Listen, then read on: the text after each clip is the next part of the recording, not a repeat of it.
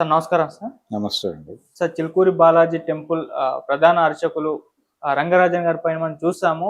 రామరాజ్య సంస్థ వ్యవస్థాపకుడు మన వీర రాఘవరెడ్డి అటాక్ చేశారు. ఒక 20 మందిని వేసుకొని వెళ్ళారు. అయితే అక్కడ ఆ వీడియోలన్నీ కూడా వైరల్ అయిపోతున్నాయి. ఆ వీడియోల్లో ఆయన మాట్లాడుతూ వీర రాఘవరెడ్డి మాట్లాడుతూ మేము లీగల్ గా చాలా ఫైట్ చేస్తున్నాం, కోర్టులలో ఫైట్ చేస్తున్నాం అంటూ ఏదో చెప్పే ప్రయత్నం అయితే చేశాడు. అండ్ అసలు ఎందుకు లీగల్ గా ఫైట్ చేస్తుంది, ఏం ఫైట్ చేస్తుంది, అండ్ ఎన్టీ రామారావు గారి ప్రస్తావన కూడా తీసుకొచ్చి ఆయన మాట్లాడడం మనకు కనిపిస్తుంది. అంటే ఏదో చెప్పబోయే ప్రయత్నం అయితే చేశాడు. సో ఏమర్థమైంది సార్ మీకు, మీరేం చెప్తారు సార్ దీని గురించి? అంటే లీగల్ గా ఫైట్ చేయటం అంటే ఈయన ఫైట్ చేయడు, రాఘవరెడ్డి ఫైట్ చేయటం కాదు.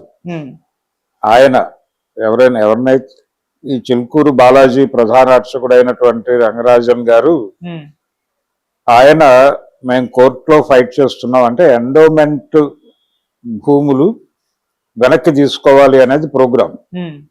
అంటే ఎండోమెంట్ డిపార్ట్మెంట్ కింద దేవాలయ ఆస్తులు ఉండటం కరెక్ట్ కాదు. ఎవరైతే ఆ ఆలయ పరిరక్షణ చూస్తున్నారో వాళ్ళకే ఉండాలి. అంటే అప్పుడు మాత్రమే ఆ భూముల మీద వచ్చేటువంటి ఆదాయం ఆ గుడికి వినియోగించడం జరుగుతుంది. అలా కాకుండా ఎండోమెంట్ వేలు పెట్టడం వల్ల ఇందులో ప్రభుత్వ ప్రమేయం పెరిగిపోయి ఈ ఆలయం మీద శ్రద్ధ తగ్గిపోయే ప్రమాదం ఉంది అని ఒక అభిప్రాయం చాలా కాలంగా ఉంది. ఈ అభిప్రాయాన్ని ప్రమోట్ చేస్తోంది మేమే, ఈ ఉద్యమానికి నాయకత్వం వహిస్తోంది మేమే, దీని మీద కోర్టులో ఫైట్ చేస్తోంది మేమే అనేది ఆయన చెప్పే ప్రయత్నం చేశాడు. ఈ దేవాలయ భూములు ఎండోమెంట్ డిపార్ట్మెంట్ నుంచి వెనక్కి తీసుకోవాలనేది అతని ప్రోగ్రాం కూడా. ఎవరిది? ఇప్పుడు ఎవరైతే దాడి చేశాడో ఆ పెద్ద మనిషి అభిప్రాయం కూడా అదే, ఆ రెడ్డి గారి అభిప్రాయం కూడా అదే. ఈ అభిప్రాయాన్ని ఆయన తన రామరాజ్యం వీడియోల్లో స్పష్టంగా చెప్పాడు. చెప్పి మన భూములు గనక మనం స్వాధీనం చేసేసుకుంటే, మన హిందూ మతం తాలూకా భూములు, మన ఆలయాల భూములు ప్రభుత్వం నుంచి మనం వెనక్కి తీసేసుకుంటే ఈ భూముల మీద వచ్చే ఆదాయంతో మనమే మన సైన్యాన్ని నిర్మించుకొని యుద్ధం చేయొచ్చు అని వారు ఒక వీడియోలో ప్రవచించి ఉన్నారు. ఆయన ఆ టోన్లోనే అడిగితే ఈయన తన ధోరణిలో తన సమాధానం చెప్పాడు. ఈయనకు ఒక ప్రోగ్రాం ఉండింది. ఈయన ప్రోగ్రాం ఏమిటి? వీళ్ళది చిలుకూరు బాలాజీ టెంపుల్ ఈ రోజున అది ఆ పేరు ప్రతిష్టలు పొందటం వెనకాల అది చేసినటువంటి ఒక ఉద్యమం ఉంది. చిలుకూరు భక్తి విప్లవం అనే పేరుతో గతంలో దీని మీద కొన్ని చర్చలు జరిగాయి. అంటే ఎన్టీ రామారావు గారు ఎండోమెంట్ యాక్ట్ తీసుకొచ్చినప్పుడు 30/87 యాక్ట్ తీసుకొచ్చినప్పుడు దాని మీద ఒక పోరాటం చేసినటువంటి కేంద్రం అది. అందులో భాగంగానే ఎండోమెంట్ డిపార్ట్మెంట్ వాళ్ళని గుడిలోకి రానివ్వకుండా ఉండాలని వాళ్ళు హుండీని బయటపడేసి, మేము ఇక్కడ ఏ రకమైనటువంటి డబ్బులు స్వీకరించాం, ఏ సేవకి మేము పూజ చేస్తాం, అలాగే విఐపి దర్శనాలు అలాంటి టికెట్ దర్శనాలు ఉండవు, ఎవరైనా సరే క్యూలో నిలబడి రావాల్సిందే, ప్రత్యేకతలు ఎవరికీ లేవు, కాబట్టి ఎవరైనా ఈ దైవాన్ని దర్శించుకోదలుచుకుంటే అలా క్యూలో వచ్చి దర్శించుకోండి అని వాళ్ళు ఒక థియరీ పెట్టారు. పెట్టి ఈ ఆలయానికి ఆదాయమే లేనప్పుడు ఈవెన్ కొబ్బరి చిప్పలు కూడా వాళ్ళు తీసుకునేవాళ్ళు కాదు. జనరల్గా చాలా గోళ్ళల్లో కొబ్బరికాయ కొట్టి ఓ చెప్ప భక్తుడికి ఓ చెప్ప దేవుడికి ఇస్తారు. ఇక్కడ ఆ పద్ధతి కూడా లేదు.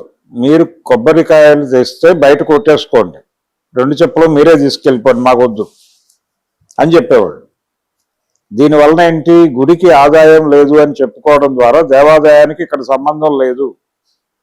ఇక్కడ మాకయ్యేటువంటి ఖర్చులు దీనికి ప్రతి ఆలయానికి ఆ గుడి కట్టినటువంటి ఎవరైతే ఉంటారో ఆ జమీందారులు కావచ్చు, ఎవరైనా కావచ్చు, వాళ్ళు ఆ గుడి పోషణ నిమిత్తం కొంత భూముల్ని ఇచ్చారు. ఆ భూములే ఇప్పుడు దేవాలయ భూములు. ఆ దేవాలయ భూముల మీద వచ్చేటువంటి ఆ పంట ద్వారా వచ్చే డబ్బులు చాలు మాకు ఈ గుడి మెయింటెనెన్స్, మా వేతనాలకు అది చాలు అని చెప్పి అప్పటి ఆలయ ప్రధాన అర్చకుడి కుమారుడు, ఆయన ఉస్మానియా యూనివర్సిటీలో రిజిస్ట్రార్గా పనిచేస్తూ ఎన్టీ రామారావు 30/87కి వ్యతిరేకంగా ఆయన ఉద్యోగానికి రిజైన్ చేసి వెళ్ళి ఆ గుడిలో అర్చకత్వం వహించాడు, చిలుకూరు బాలాజీ టెంపుల్లో సౌందరరాజన్ గారు. అలాగే ఆయన అన్నగారు ఆయన హిందుస్థాన్ లేవర్లో చాలా పెద్ద పొజిషన్లో ఉన్నాడు బాంబేలో. ఆయన కూడా రిజైన్ చేసి వచ్చేసి ఇక్కడ అర్చకత్వం చేపట్టాడు. మా దేవుడు మేమే అర్చన చేసుకుంటాం, మా కుటుంబమే అర్చన చేస్తుంది అని చెప్పి.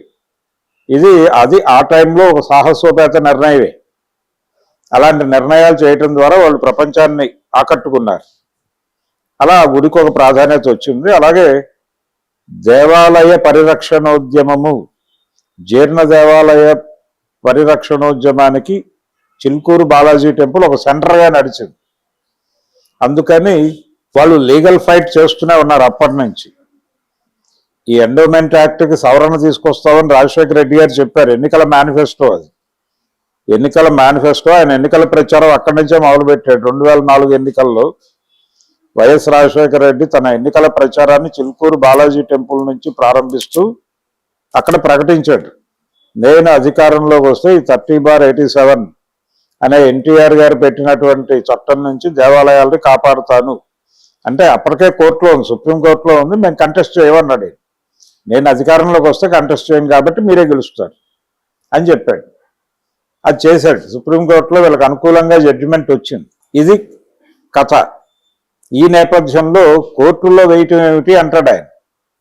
అసలు కోర్టులే దుర్మార్గం కదా. కోర్టులు, రాజ్యాంగము, పోలీసులు వీళ్ళందరూ అసలు ఈ వ్యవస్థే పనికిమాలింది, ప్రభుత్వం పనికిమాలింది, ఈ రాజ్యాంగం పనికిమాలింది.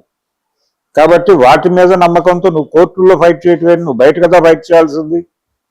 నీ భూములు నువ్వు తీసుకోవటానికి నువ్వు బయట ఫైట్ చేయాలి, కోర్టులో కాదు. కోర్టుల్లో మనకు వ్యతిరేకంగా జడ్జిమెంట్లు ఇచ్చేటువంటి జడ్జిలకు ఏమైనా శిక్ష ఉందా? లేదు. వాళ్ళు ప్రొటెక్షన్ తీసుకుంటున్నారు. అక్కడ చట్టపరమైనటువంటి రక్షణ ఉంది వారికి. ఆ రక్షణ తొలగించే పని ప్రభుత్వాలు చేస్తాయంటే చెయ్యవు. వీరు ప్రభుత్వాలను కాపాడుతారు, ప్రభుత్వాలు వీళ్ళని కాపాడుతాయి. కాబట్టి ఇది మ్యూచువల్ అండర్స్టాండింగ్ ప్రోగ్రామ్. మనం ఆ ఏరియాలో ఉండకూడదు, మనం యుద్ధం చేయాలి, సైన్యాన్ని నిర్మించి యుద్ధం చేయాలి. కానీ కోర్టులో కంటెస్ట్ చేయటం అనేది దిక్కుమాలిన పని అనేది అతను రంగరాజన్ గారికి అర్థం చేయించే ప్రయత్నం చేశాడు. ఈ ప్రోగ్రాంలో భాగంగా ఆయన ఎన్టీఆర్ మీద కూడా కామెంట్లు చేశాడు. ఎన్టీ రామారావు గారు ఇలాంటి చట్టాలు ఇవన్నీ తీసుకురావడం వలన ఆయన చివరి దశలో ఆ చావు అలా జరిగింది అంటే అల్లుడు వెన్నుపోటు పొడిచి అలాంటి గందరగోళ పరిస్థితుల్లో చనిపోయాడు ఆయన అనేది కూడా చెప్పాడు వారి వీడియోల్లో. చెప్పి జగన్మోహన్ రెడ్డి జైలు జీవితం గడపడానికి కూడా ఇదే కారణం. ఏ వాగ్దానం అయితే రాజశేఖర రెడ్డి చేశాడో దాన్ని ఇన్ టోటల్ నిలబెట్టుకోవటంలో, ఆ చట్టాన్ని పూర్తిగా రద్దు చేయటంలో ఆయన వైఫల్యం చెందాడు. ఏదో సవరణలతో నడిచింది తప్ప, ఇప్పటికీ నడుస్తోంది, సవరణలతో నడుస్తోంది తప్ప పూర్తిగా దాన్ని పక్కన పెట్టినటువంటి సందర్భం లేదు. కాబట్టి జగన్మోహన్ రెడ్డి జైలుకి వెళ్ళి 16 నెలలు ఉండాల్సి వచ్చింది అని కూడా చెప్పారు. ప్రధాని మోడీ ఒక దశలో న్యాయ వ్యవస్థని బైండ్ ఓవర్ చేయడానికి కొన్ని ప్రయత్నాలు చేస్తే ఆ ప్రయత్నాలని న్యాయ వ్యవస్థ తిరస్కరించింది. దాంతో ఈయన ముందడుగు వేయలేదు అని మోడీ మీద కూడా ఒక అభిప్రాయ ప్రకటన చేశాడు. ఈ విధంగా ఆయనకి న్యాయ వ్యవస్థ అంటే గౌరవం లేదు, రాజ్యాంగం అంటే గౌరవం లేదు, పోలీసు వ్యవస్థ అంటే గౌరవం లేదు, మొత్తం ఆల్టర్నేటివ్ కావాలి. ప్రత్యామ్నాయ రాజ్య నిర్మాణం ఆయన లక్ష్యం. ఆ లక్ష్యంలో భాగంగానే వీళ్ళందరి మీద దాడి చేశాడు. దాడి చేస్తూ ఆ చిలుకూరు బాలాజీ టెంపుల్ని పట్టుకోవడానికి వెళ్ళటానికంటే ముందు అసలు ఆయన ప్రోగ్రామే ప్రతి గుడికి వెళ్ళటం, ప్రతి అర్చకుడిని కూర్చోబెట్టడం, ఇంటర్వ్యూ అనే పేరుతో కూర్చోబెడతాడు. అయ్యా, నేను రామరాజ్యం అనేటువంటి యూట్యూబ్ ఛానల్ నుంచి వచ్చాను, మీతో ఒక ఇంటర్వ్యూ కావాలి, మహానుభావ అనేది అతను ఊత పదం అని అడగగానే వారు వస్తారు. వారిని కూర్చోబెట్టి అయ్యా మీ పేరేమిటి అని అడుగుతాడు. మొదటి ప్రశ్న వారేదో చెప్తారు, మీ గోత్రం ఏమిటి అంటాడు. వారేదో చెప్తారు, మీ ప్రవర ఏమిటి అంటాడు. ఇవన్నీ ఎందుకు? ప్రవర చెప్పగలిగినోడు చెప్తాడు, చెప్పలేనోడు చెప్పలేడు. ప్రవర చెప్పలేవు నువ్వు అని చెప్పి తిడతాడు. నువ్వు ఎలా అర్చకుడివి అని కామెంట్ చేస్తాడు. కనిపించి కనిపించకుండా పోలీస్ దెబ్బలేస్తాడు అక్కడ. ఇలాంటి ఒక టార్చర్ ప్రోగ్రాం ఉంటుంది అతనితో.